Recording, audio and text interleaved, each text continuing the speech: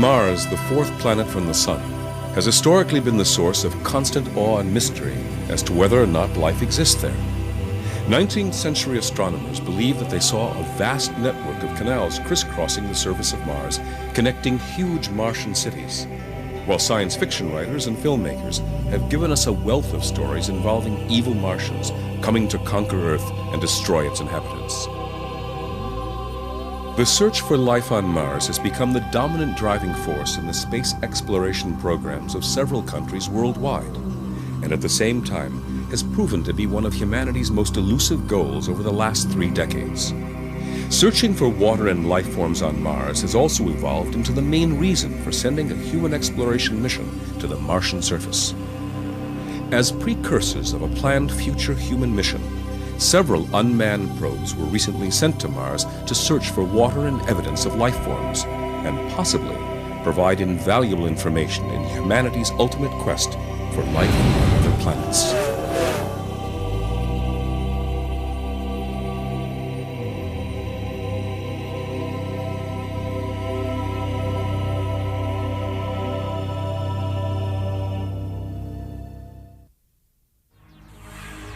In July 1976, the first major effort to search for life on Mars was made by the U.S. space program NASA, when they successfully landed 2 unmanned multi-billion-dollar Viking probes onto the Martian surface.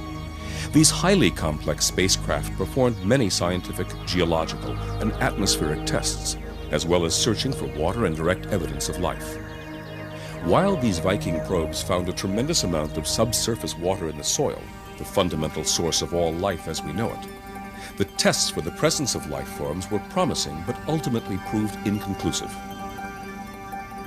By 1996, in what some people believe to be the single greatest discovery in Earth history, scientists from NASA analyzed meteorites believed to come from Mars and concluded that they contain the fossilized remains of Martian life forms.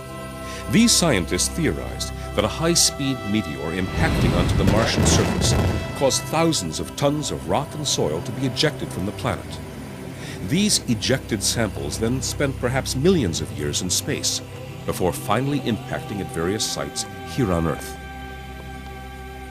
The claims made by these NASA scientists caused a firestorm in the scientific community, and several other noted scientists disputed and discounted these claims and findings, urging that further research must be conducted on rock and soil samples on the Martian surface.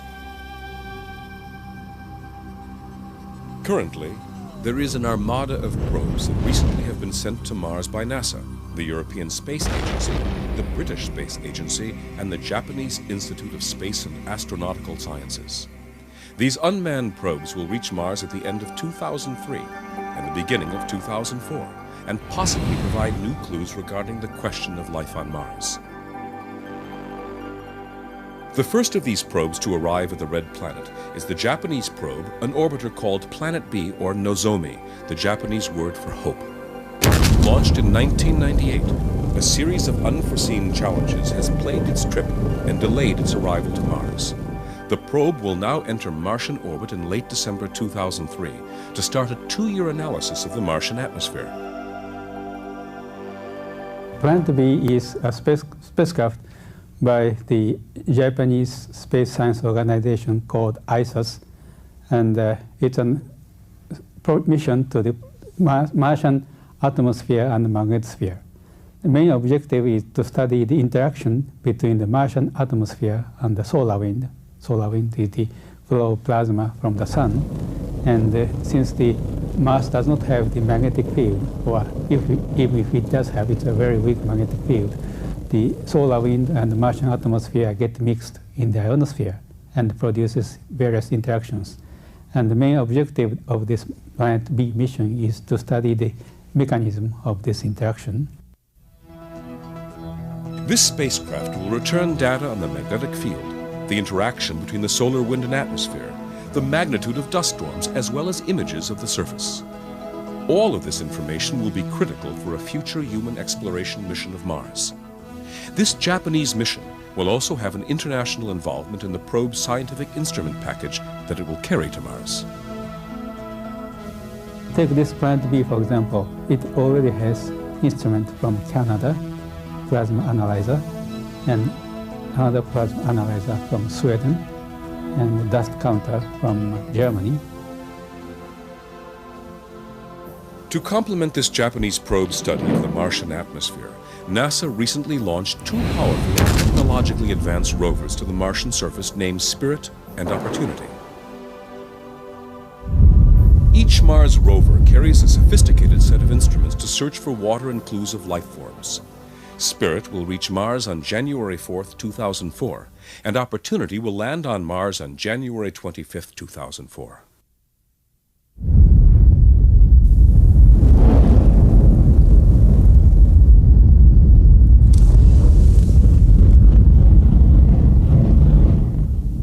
The time it takes for the signal to get here means that we cannot sit here on Earth and control in real time the spacecraft or the rovers on the surface of Mars. Typically Mars is on the order of 10-15 minutes one-way light time away, and it varies throughout the orbital year of the Earth and Mars. Once these probes reach the Martian atmosphere, a parachute will deploy to slow the spacecraft, and airbags will inflate to cushion the landing.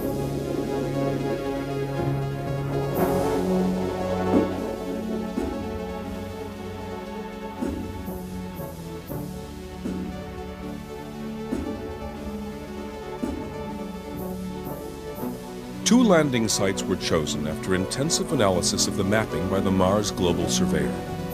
Spirit will go to Gustav Crater, a wide basin that may once have been a lake. Opportunity's destination is Meridiana Planum, an area about halfway around Mars from Gustav Crater that has a mineral called gray hematite, normally formed in the presence of liquid water. Upon reaching the surface, each rover is expected to travel up to almost 40 meters per Martian day and log up to almost 2,000 meters during its 3-month prime mission. But there's always a time delay from Mars, because Mars is so far from the Earth.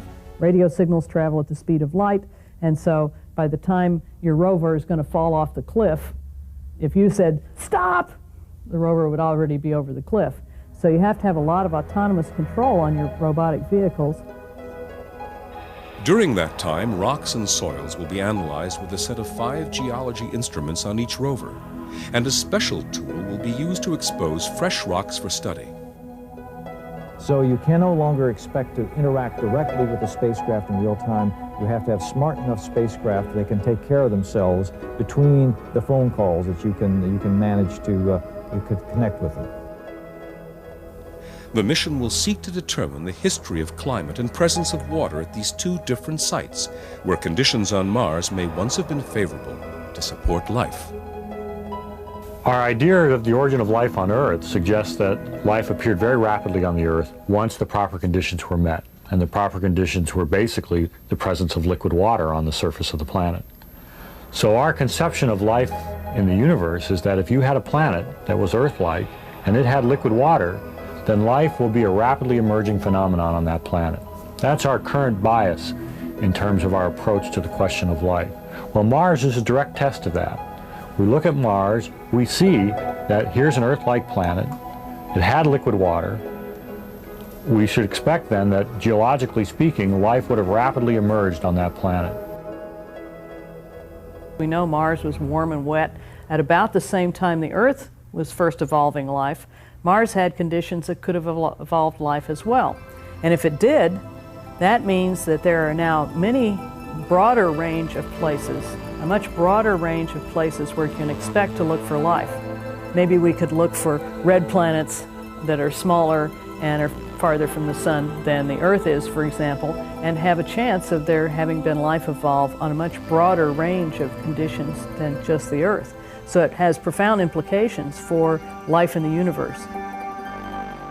In addition to all of the scientific instruments packed onto each of these rovers, they also carry technologically advanced color cameras capable of sending back 360-degree images of the Martian landscape, as well as taking close-up shots of rock and soil samples and then sending the images directly to Earth. You can imagine, if you want to explore another planet like Mars, that you need to get down to the surface of Mars in more than 1 or 2 spots. You can't imagine understanding the Earth from having landed on the Earth in just one place. It's much too complex a planet. Mars is equally complex, and we need to find a way to systematically go back to Mars every opportunity there is with a series of small probes that can land on the surface, eventually drill down beneath the surface, looking for water, looking for any other evidence of the early era, left from the early era of Mars, when there was lots of water on its surface and where simple life forms could well have evolved. The European Space Agency's mission to Mars, called Mars Express, will not only be looking for water and life forms, but will be able to drill beneath the surface, contributing additional information to that provided by NASA's 2 rovers. This probe has 2 distinct parts: an orbiter that will stay in Martian orbit for 2 years and search for water and evidence of life, mapping the planet for a future human exploration mission, and a lander built by the British Space Agency called the Beagle 2, which will be able to drill down under the surface in its search for water and life forms. This package of probes was launched in June 2003 on board a Russian-made Soyuz rocket from the Baikonur Cosmodrome in Kazakhstan and should reach Mars in late December 2003.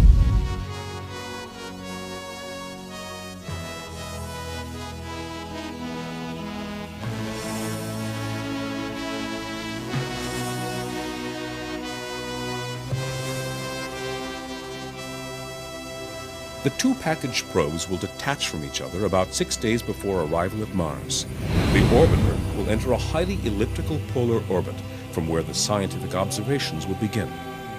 This orbiter would then map the planet using a powerful radar to probe its surface for evidence of water, as well as measuring water concentrations in the atmosphere.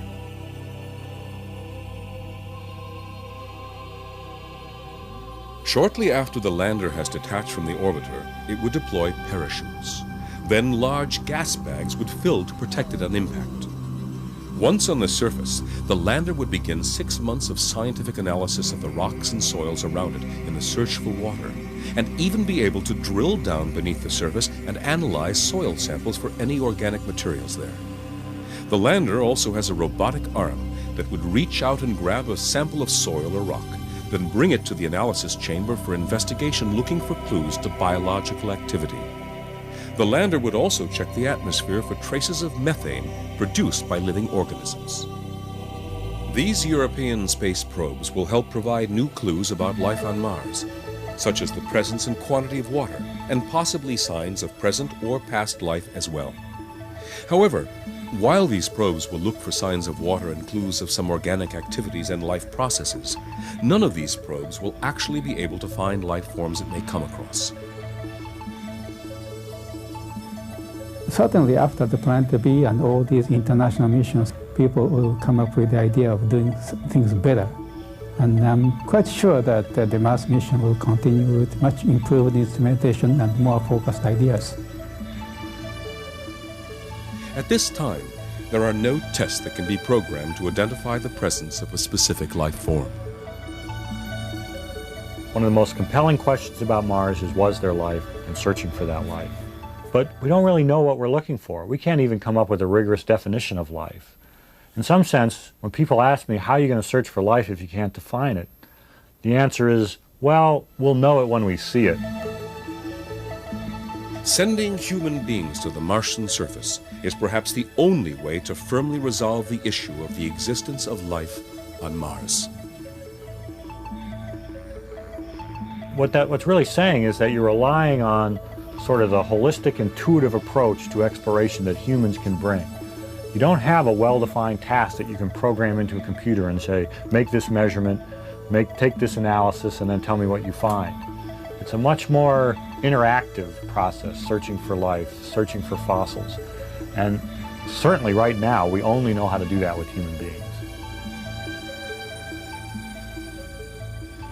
When you send a human being to, say, Mars, we would like those human beings to do the most important things they can do during their stay on Mars. That we will know because the robots will have explored Mars well enough that we know what the most important questions are that the astronauts can help us answer, and we will know where the most important places are for those astronauts to visit. So the robotic program will lay the groundwork in terms of understanding the Mars so that we can be most effective in our initial brief human explorations of that nearby planet. The manned Mars mission will be an international rather than a nationalistic undertaking, unlike the American Apollo space program of the 1960s and 70s. Still, the mission will not be cheap, simple, or totally without risk. The technological requirements alone are monumental. Over the past 2 to 2.5 years, we conducted a study led from a group at the Johnson Space Center, other NASA centers, to study a human exploration mission, a human exploration program. And we have just finished, and we're compiling that report now. But what it did is put together an end-to-end scenario for human exploration of Mars. The most critical technology that has to be developed is low-cost, reliable Earth-to-orbit access. We need a new rocket. Right now it costs $10,000 a pound to take material into low Earth orbit, and then from low Earth orbit we could transfer to Mars. For 6 missions to Mars, that would have cost $100 billion. That's unacceptable. This is the major barrier to getting to Mars.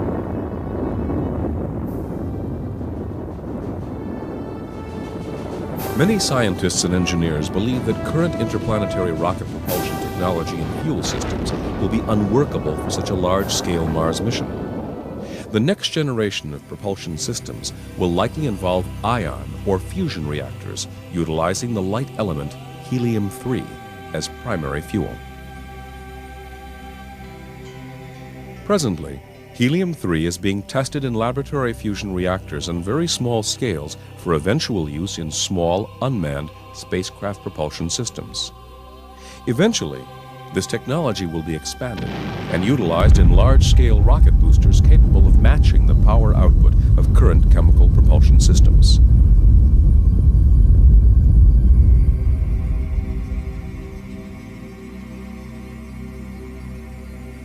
Helium-3 was first considered as a fuel source for interplanetary spacecraft when it was found in massive quantities and readily available on the Moon. This determination was the result of analysis of the moon rocks brought back by the Apollo astronauts.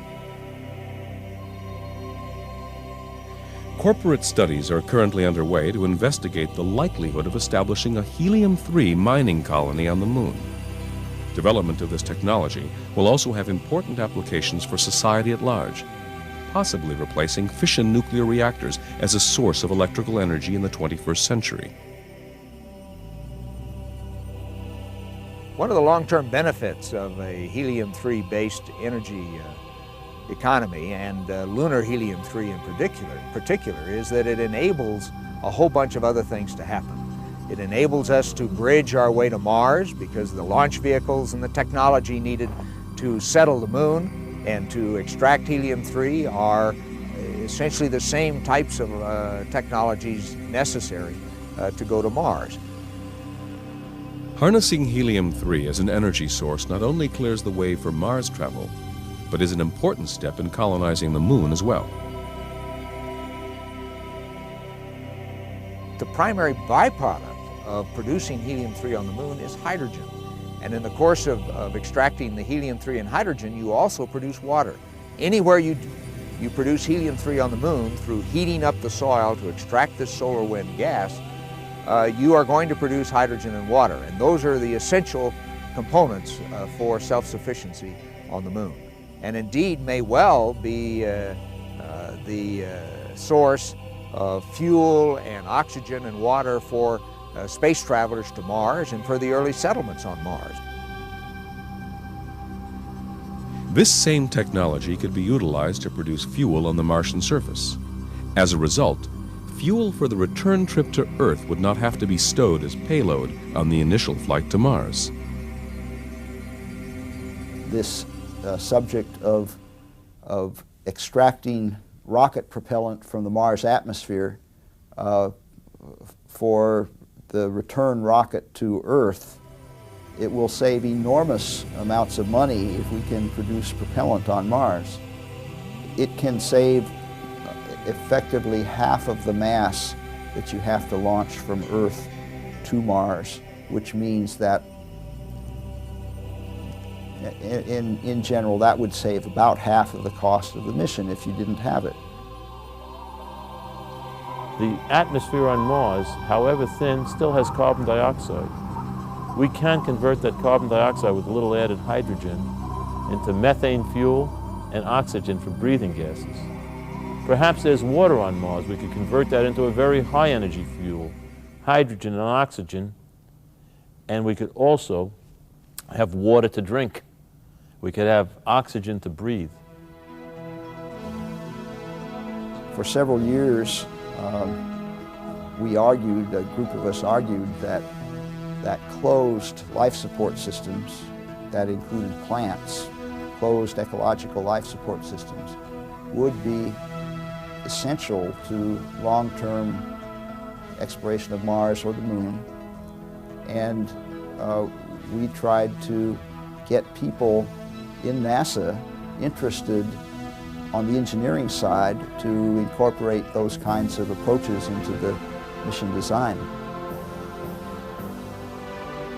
We need to take seeds with us and not foodstuffs, because foodstuffs are very heavy.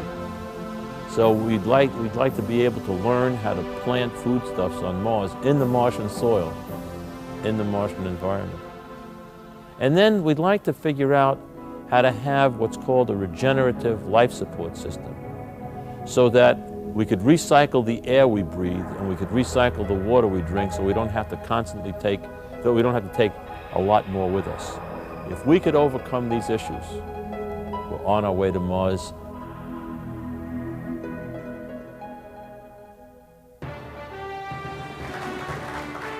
Given the cost of such a venture, it is unlikely that any single nation will assume the entire financial burden and develop all the required technologies. Likewise, the makeup of the crew will reflect the international character of the mission. Unlike the Apollo crews, which consisted solely of Caucasian American males, the Mars crew will no doubt comprise men and women from a variety of participating nations.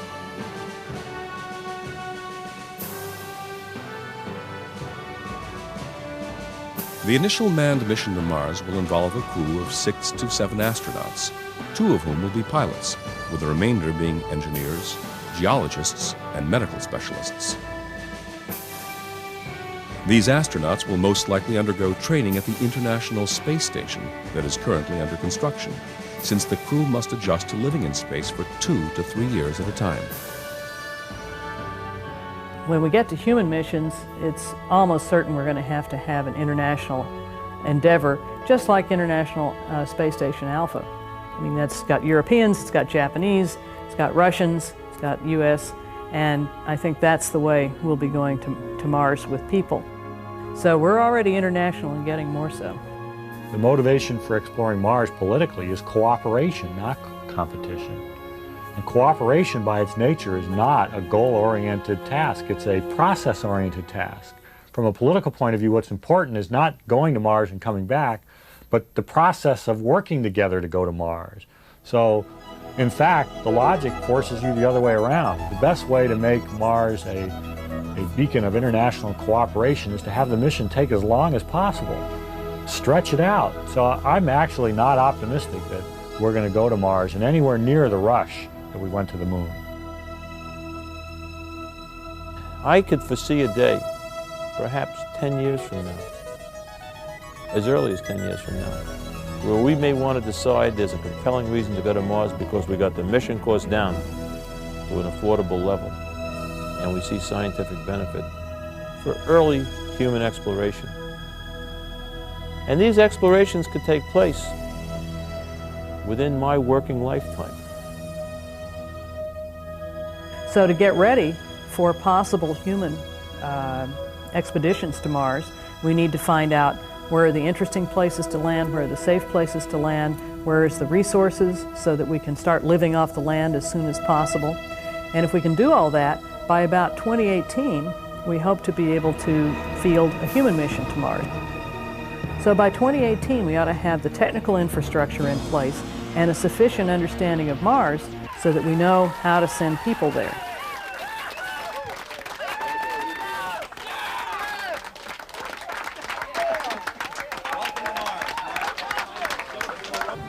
The most viable of all the launch systems proposed by NASA uses only slight modifications of current hardware involving a two-phase procedure. First, an unmanned booster rocket containing the propulsion system for the round-trip journey to Mars would be launched.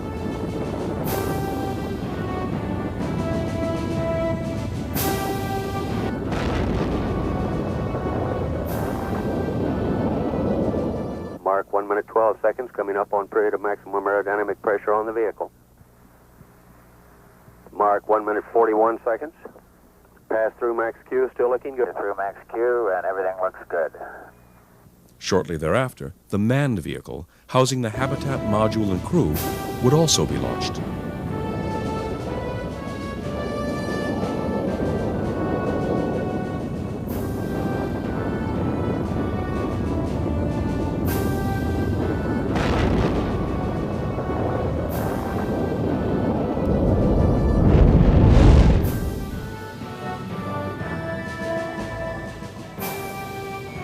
Once in low Earth orbit, the two spacecraft would rendezvous and dock together. Ryan is hanging in there pretty well. She looks great. The same to us. Foot out now, Houston. Roger, looks like a real smooth join up. Okay, we're captured there, Houston. Roger. Houston, we're hard docked.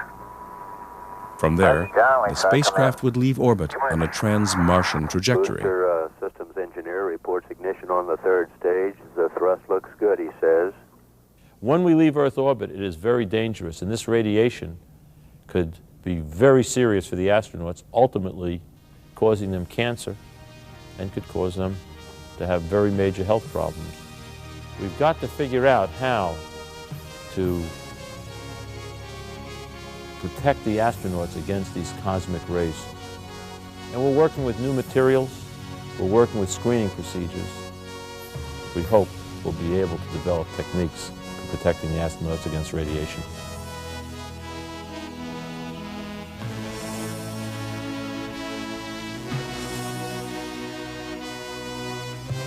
You could launch with just enough fuel to get you, say, to the vicinity of the moon, and then be met by a service vehicle, if you will, from the moon that would then resupply your hydrogen, your oxygen, and other materials that you need for a much longer trip to Mars.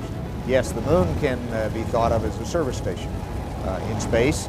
You probably would not visit it on your way to Mars, but you would meet supply craft coming from the moon in order to add to your consumables or to what you need for life support, for fuel, for getting into Mars orbit and so forth.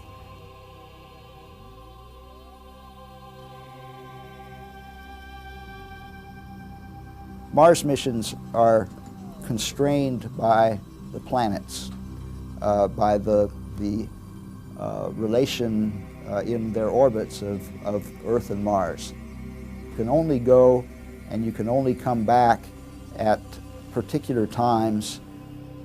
You're going for 2.5 or 3 years, and you have to take with you everything that you need, including all of the spare parts or the smarts to fix things that break.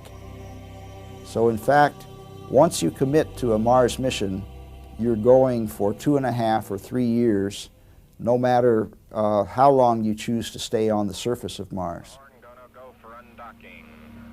Okay, retro, go. Fido, go. Guide, go. Control, go. Telcom, go. GNC, go. Ecom, go. Surgeon, go. Capcom, we're go for undocking. Hello, Eagle, Houston, we're standing by, over. As the spacecraft nears Mars, the landing vehicle would separate from the return module, which would remain in Martian orbit. Eagle, Houston, we see you on the steerable, over. Roger, Eagle, undocked. Good radar data. We're now in the approach phase. Everything looking good.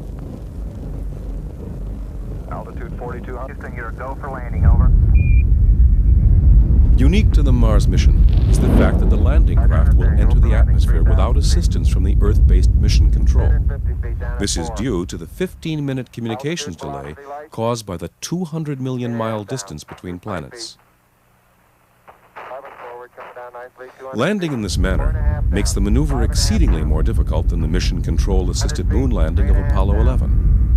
As a result, success or failure would depend entirely on the skill of the crew and the spacecraft's computers. 200 feet, 4.5 down, 5.5 down, 100 feet, 3.5 down, 9 forward. Okay, 75 feet, cars looking good, down a half. From the knowledge gained during the robotic excursions, the landing site for the Mars mission will be determined based on the location most hospitable for human beings. Picking up some dust. Break shadow. 4 forward, drift into the right a little. 30 seconds forward. Contact light. Okay, engine stop. We copy you down, Eagle. When humans go to Mars, they're definitely going to be stepping into a hostile world. And it's interesting because the reason that they're going is because at one time we think Mars was very much like Earth and has degenerated to the cold world we see today. And they will have to, the humans that go will have to bring a little bubble of Earth with them in this to survive on Mars. They will land on the surface and inhabit a set of facilities that for the most part have been put down before they were actually launched from Earth. So you would send the habitats out, you would send the rovers out, you would send the equipment for producing propellant for the return out before the crew ever left. Deliver it automatically, robotically, have it set up and waiting for the crew to get there. So the crew would come out in their habitat, go down to the surface, have this set of chambers and rovers and suits and such waiting for them. There's been thoughts about whether we should have a national mission to Mars to plant the American flag, or whether we should do it cooperatively with other nations. It'll be very appropriate to work together because science is the domain of the human species. It'll also be an opportunity to cooperate and perhaps not have a variety of flags being planted all over Mars and starting the process all over again. Another important consideration in determining a landing site is based on where the crew would most likely find life forms, if they indeed existed, or still exist, on Mars. Geologists and particularly planetologists for many, many years have felt very strongly that Mars had a more Earth-like environment in its early history, and that if life was forming on Earth 3.5 to 4 billion years ago, then almost certainly the same processes were occurring on Mars, and that we ought to see evidence of that when we get there. It would be somewhat surprising if one would have had on Mars similar conditions as we had on Earth, say 4 billion years ago, and life would not have developed there. I would say, and I am convinced, that if there was life once on Mars, it was life with the same kind of mechanism as life produces itself and replicates itself on the Earth. Mars and Earth were similar enough in their early history, we think, that it's likely that if life evolved on Mars, it's probably going to be similar in some broad context to life on Earth. If we were searching for life on Pluto or somewhere completely different than the Earth, then of course we could not expect it to be Earth-like. But Mars is similar enough that it's probably going to have, in broad brush, the same kind of systems that we have. And that's good, because it means that we have a chance of being able to recognize it when we see it. So I think the secret to to searching for evidence of life on Mars is to go to ancient lake beds, go to places that are now dry, but at one time had a lake, and to dig down through the sediments in the bottom of those lake beds and look for evidence of organisms that would have lived in that lake. So we'll be able to see if there was ever, maybe be able to see if there was ever life on Mars, see if we can find some indications of, you know, if you find fossil scum around the edge of the lake bed, you know there was life there. Maybe we probably won't find that, but maybe we can find some indications. Is there now life on Mars? We don't know. There certainly are potential niches, ecological niches, where life might have evolved, as very simple forms of life might have evolved in order to survive to the present day. We just don't know, and that's one of the things that's going to be exciting about the investigations of Mars. The thin Martian atmosphere allows that the solar radiation, the solar UV, penetrates towards the surface, and in this way sterilizes this everything, kills any possible forms of life. There has been the suggestion that life might have retreated towards certain niches at depths, and so this cannot definitely not be absolutely excluded. The surface of Mars today is much too dry and much too cold for life. The only possibility that we can see now that there might still be life on Mars is if it's living underground in some sort of chamber that's being heated by a volcanic source with ice melting into water and sort of an underground stew that could maintain life. It's possible. We have no evidence that it's there. That'll be something we'll be looking for, but we don't have any direct evidence that it's there yet. They might go hundreds or thousands of kilometers over a couple of week period to study the rocks and to take samples and bring them back. And they'd be able to do some of the analysis on those samples right there on the surface. So if they found something really interesting, they could maybe go back out and look a little bit more to find out what was going on. Given the availability of resources on the planet, the planned establishment of at least a semi-permanent base on Mars is also being researched. An important mission goal will be to assess the possibility of maintaining a long-term human presence on the planet. They'll also look at what the resources are that can be utilized. At some point, they will actually start drilling into the surface and seeing whether they can extract water from the subsurface, look for evidence of liquid water down below the permafrost, perhaps drill holes down and try to tap into a water supply, or utilize other ways to extract water from the environment to support the outpost. They'll learn eventually how to make bricks and how to refine the dust to make iron and metals and such. The materials should be there. And so you can imagine that in time you could derive everything that you needed for living there on the surface from the surface materials. We know there's water because we can see the polar caps. And the water, in fact, when Viking did an analysis, they found that the dirt was full of water. In fact, it was so full of water it saturated their instruments, so we don't know how much water there is. But water has been somehow absorbed into the soil. And so there's water, there's oxygen can be made out of the carbon dioxide in the atmosphere. Oxygen can be gotten out of the rocks because we know they're iron oxide. And so you've got power and oxygen and water and dirt. What else do you need? What we would do for a while is take little factories that we build on Earth and set them up there with their power supplies and let them produce.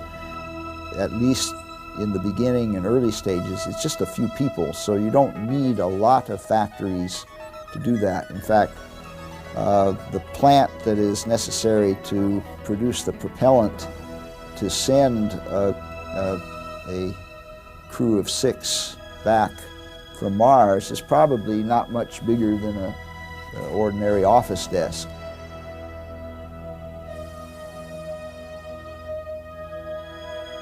At the conclusion of their stay, 6 months to a year after arriving, the crew would leave all of the facilities intact, so that following missions may also make use of the settlement. Heavily laden with rock and soil samples, as well as fuel processed on the Martian surface, oxygen extracted from the thin carbon dioxide atmosphere, and foodstuffs grown in the Martian soil, the crew would prepare to take their leave of Mars. Director Gene Kranz now taking a status check with his team. Go, no go for ascent. Standing by. Ryan, you're go for liftoff. Capcom? Ecom. Surgeon. GNC. Guidance, you happy? Go. Fido. Go. Capcom, we're go for liftoff. Houston, you're cleared for takeoff. Roger, understand. We're number 1 on the runway. Work stage and ascent.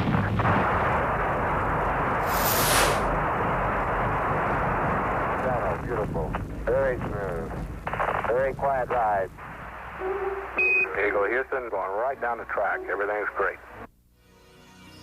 Once in orbit, the launch vehicle would perform the delicate task of a rendezvous and docking with the orbiter. This maneuver would likewise be conducted without any assistance whatsoever from mission control.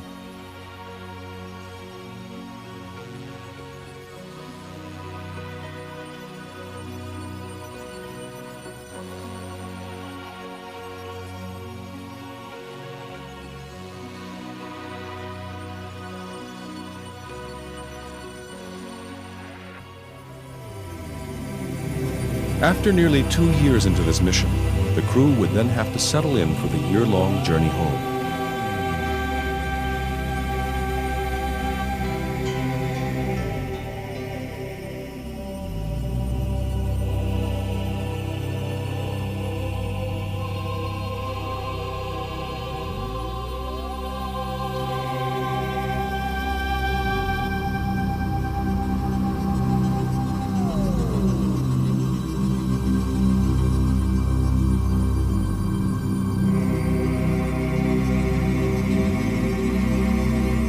Some scientists believe that the astronauts and Martian rock samples should be delivered to a laboratory on board the International Space Station for a long quarantine prior to returning to Earth.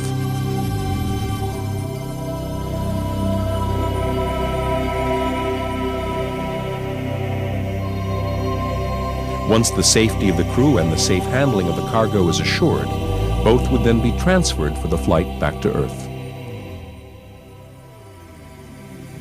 When we bring samples back from Mars, we want to be very careful and cautious to make sure that there's nothing in that sample that could be a danger to the biosphere, not just to humans, but to anything. We all have seen examples where organisms introduced into a new place where they've never been before have wreaked havoc on the ecosystems there.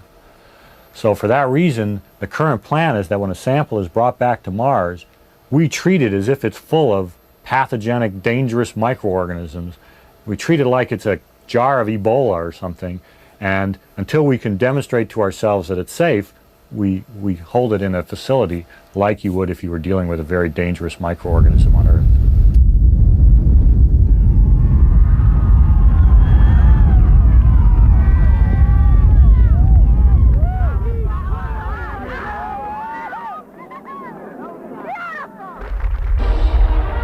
Upon their safe arrival on Earth, these astronauts are likely to receive the biggest hero's welcome since the return of the Apollo 11 moon mission in 1969, when Neil Armstrong and Buzz Aldrin placed the first human footprints on the lunar surface.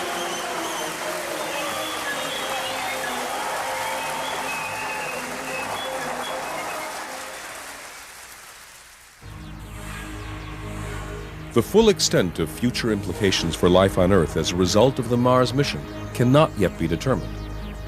Should life forms be found in Mars rock samples, Further expeditions and additional searches for life elsewhere in the universe are sure to follow.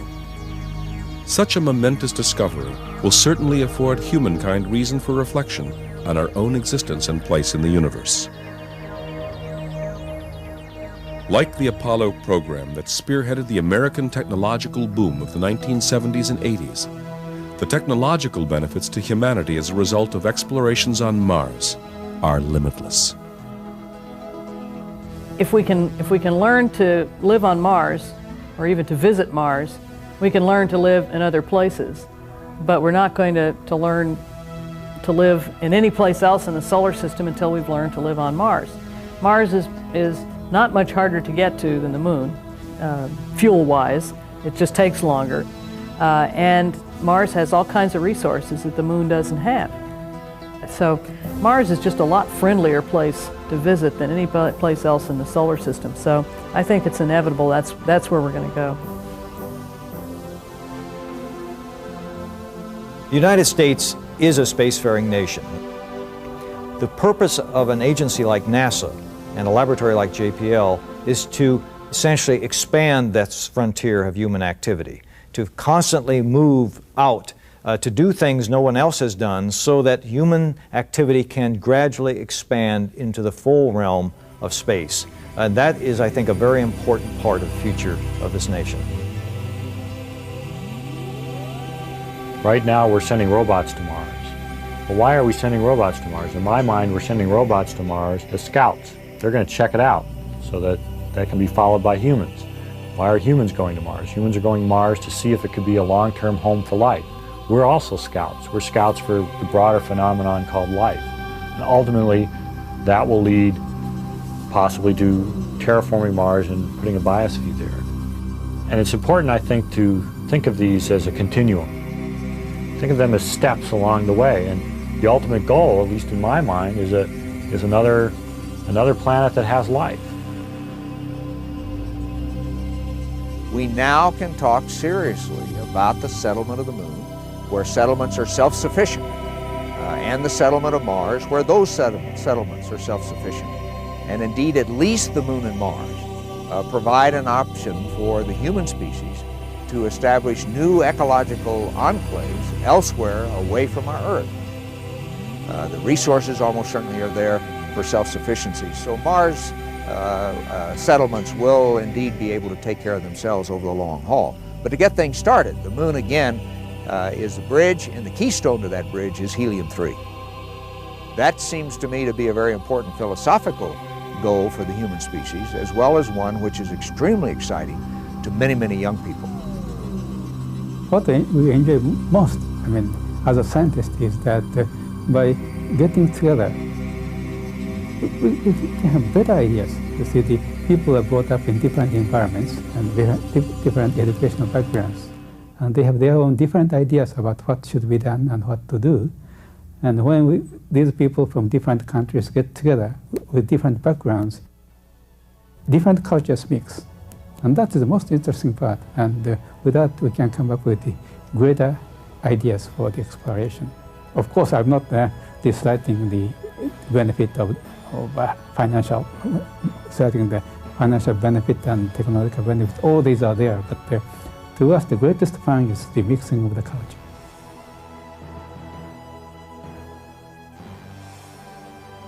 There's a lot of water that has to pass under the bridge. There's no need to make decisions now, but there's certainly a need to dream and think of possibilities. And that's what we're all about at NASA. We're about dreams and visions. And while we undertake a logical sequence to get towards these dreams, we bring back economic benefits and intellectual benefits to make our life richer on Earth. It's not spending money in space, it's enriching life on Earth, and that's what we're all about.